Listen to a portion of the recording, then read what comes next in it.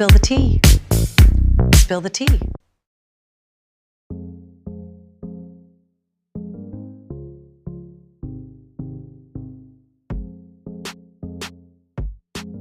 Welcome back to Between the Blurred Lines. This episode, we're talking about the Justice Department and Michael Flynn.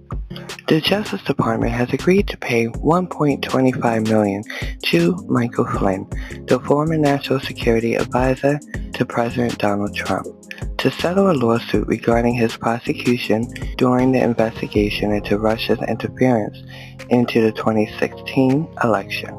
This settlement, which was finalized in late 2024, addressed Flynn's claims of wrongful prosecution and government misconduct. And here are the key details surrounding this story.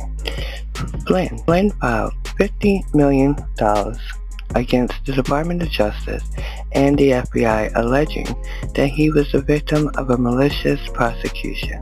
His legal team argued that investigators targeted him for political reasons and used outrageous tactics to pressure him into a plea deal, including threats against his son. The plea, which took back in 2017, Flynn has pleaded guilty to lying to the FBI about his contacts with the Russian ambassador. He later sought to withdraw the plea, claiming he was misled by his original lawyers and coerced by the government. Back in 2020, the DOJ under Attorney General William Barr moved to drop the charges, arguing that FBI's interview of Michael Flynn lacked a legitimate investigative basis. This move was highly controversial and led to a prolonged legal battle in federal court. Before the courts could officially rule on the DOJ's motion to dismiss, President Trump granted Flynn a full unconditional pardon in November of 2020. By settling for the $1.25 million, you know that the FBI and Department of Justice do not want formal officials to come back and bring up anything related to January 6th or even overturning the election. They would like to move on if they can, but the stuff keeps coming up to them, and they are trying to figure a million ways to get their leader out of trouble. Every time they turn around, it's something else.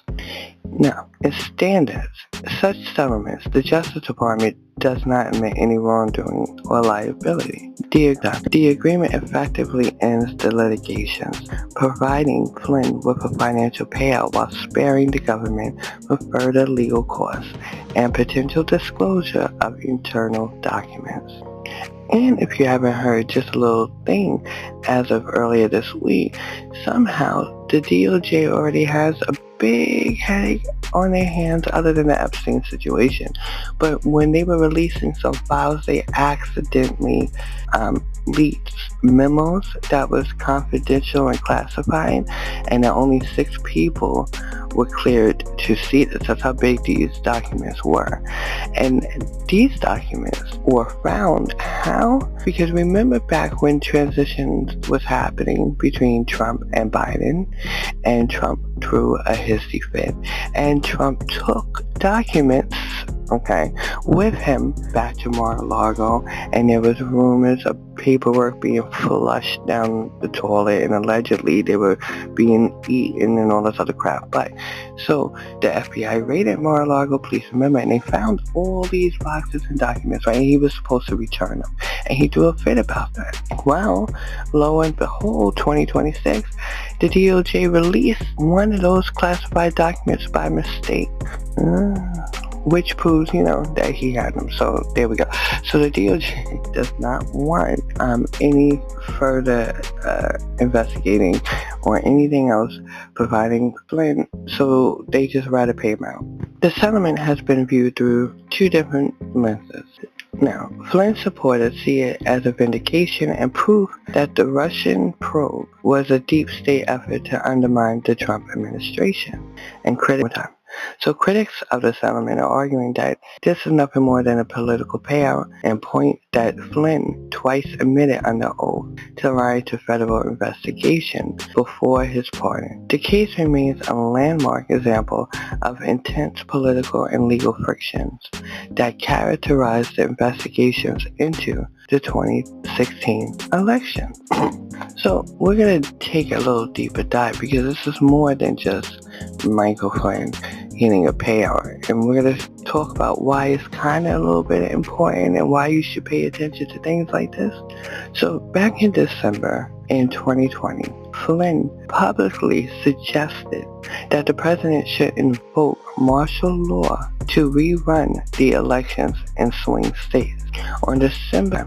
Back in December 18, 2020, Michael Flynn and then attorney Sidney Powell met with the president in a heated, unscripted Oval Office meeting. According to reports and testimony from the January 6th committee, they discussed seizing voting machines and appointing Powell as special counsel to investigate voter fraud. This proposal faced intense opposition from White House lawyers and then advisors, who argued that there was no legal or constitutional basis for the military to intervene in a domestic election. Flynn then was a frequent speaker at events leading up to January 6th, often using military and religious imagery to frame the election dispute as a spiritual war. Back on January 5th, there was a rally, and on the evening before the Capitol riot, Flynn spoke at a freedom rally in Washington, D.C., telling the crowd that they were at a crucial moment in history and that the members of Congress need to understand that they work for us. Flynn was present at the Save America rally on the morning of January 6th and was seen in the VIP area while Trump spoke. When subpoenaed by the House Select Committee investigating the Capitol attack, Flynn's deposition became notable for his refusal to answer any questions. Flynn invoked his Fifth Amendment right against self-incrimination over 100 times during that deposition, and if you don't remember, you can go back and watch. Most notable, he refused to answer whether he believed the violence on January 6th was justified, and whether he believed in the peaceful transfer of power. Beyond his direct actions in D.C., Flynn is considered a foundational leader of the Reawaken America Tour, a series of events that combined election denials with Christian national themes. Critics argue his movement helped radicalize the base that eventually marched onto the Capitol, while supporters view him as a patriot surrounding the alarm on the election integrity. The January 6th Committee's final report and related evidence painted a detailed picture of Michael Flynn as a key architect in the outside effort to pressure the White House into subverting the 2020 election results. Meanwhile, the White House officials described the meetings as unhinged, with shouting matches occurring as they told Flynn and his group their proposals were illegal and lacked evidence. While Trump did not sign such orders, he did tweet shortly after the meeting, "Big protests in D.C. on January 6th. Be there, will be wild," which the committee linked directly to the influence of Flynn and Powell's group showing up that night. Evidence surfaced that Flynn attempted to leverage his status as a retired general to influence government officials. The committee investigated reports that Flynn contacted Anthony Tata, a top Pentagon official, to discuss elections irregularities and the potential for military intervention. Flynn also reportedly contacted Zara Cohen, a highly ranking intelligence official, telling him to get back to Washington for an epic showdown and suggesting that extraordinary measures were needed to stop the elections from being stolen. Investigations highlighted Flynn tying him to extremists and private security groups that were active on January 6th. He was tied as the First Amendment Patriots, 1AP. This group provided security for Flynn during the Stop the Steal rallies. The committees found that the 1AP members were in coordination with other groups who were involved in the Capitol breach, and that Flynn was a central figure for them.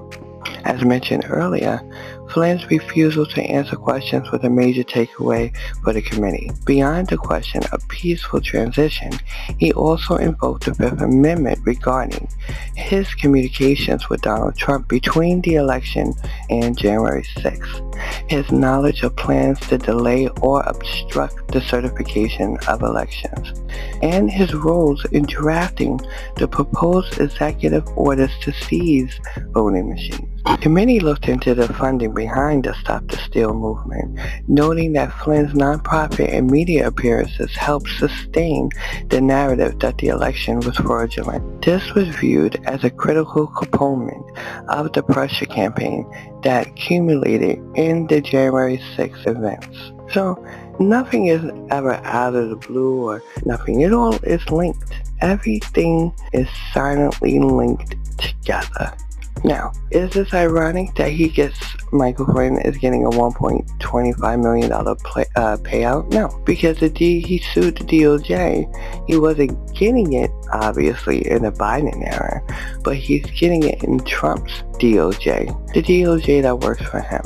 So basically, the DOJ is paying Michael Flynn for the prosecution of overturning an election, tyranny, and pretty much treason against the American people by paying him and saying, oh, forget it, and using our taxpayer dollars to do so. Because where's this money coming from?